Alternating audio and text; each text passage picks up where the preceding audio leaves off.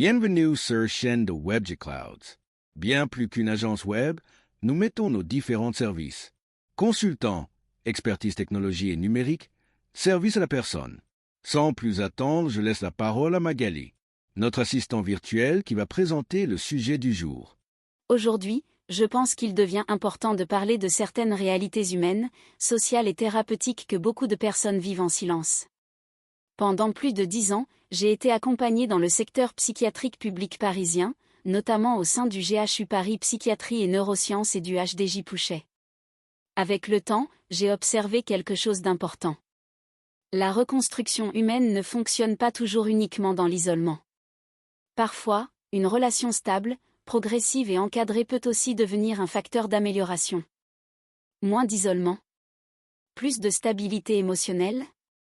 Meilleure organisation. Plus de motivation. Meilleure gestion budgétaire. Et une vision du futur plus saine. Aujourd'hui, beaucoup de structures thérapeutiques sont encore principalement pensées autour du modèle de la personne seule. Mais dans la réalité du terrain, les situations humaines sont souvent beaucoup plus complexes. On vit dans une époque où les séparations augmentent, les divorces augmentent, le stress explose, les difficultés financières s'aggravent, beaucoup de personnes se retrouvent isolées, et de nombreuses familles perdent progressivement leurs repères. Et pourtant, malgré tout ça, on continue parfois à traiter certaines situations humaines avec des protocoles rigides qui ne correspondent plus totalement aux réalités actuelles. Alors je me pose une question simple. Et si certains dispositifs thérapeutiques évoluaient progressivement vers des modèles plus humains, plus flexibles et plus adaptés à la réalité des relations modernes?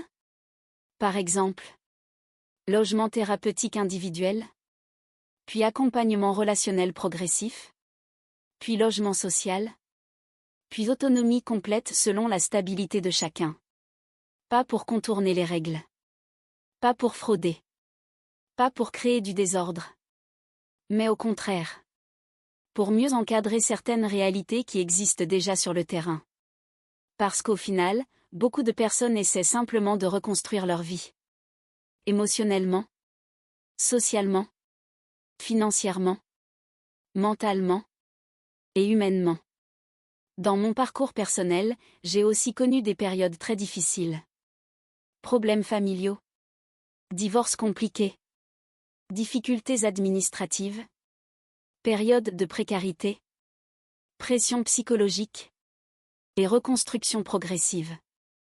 Mais avec le recul, j'ai compris quelque chose d'important. La stabilité ne se construit pas d'un coup. Elle se construit progressivement.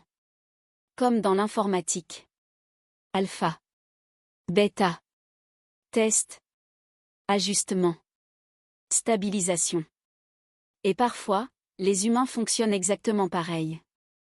Aujourd'hui, avec mon entreprise WebJetClou, le consulting IT, les outils numériques et l'intelligence artificielle, je continue à réfléchir à des solutions humaines, organisationnelles et sociales pour essayer de mieux comprendre certaines évolutions de notre société.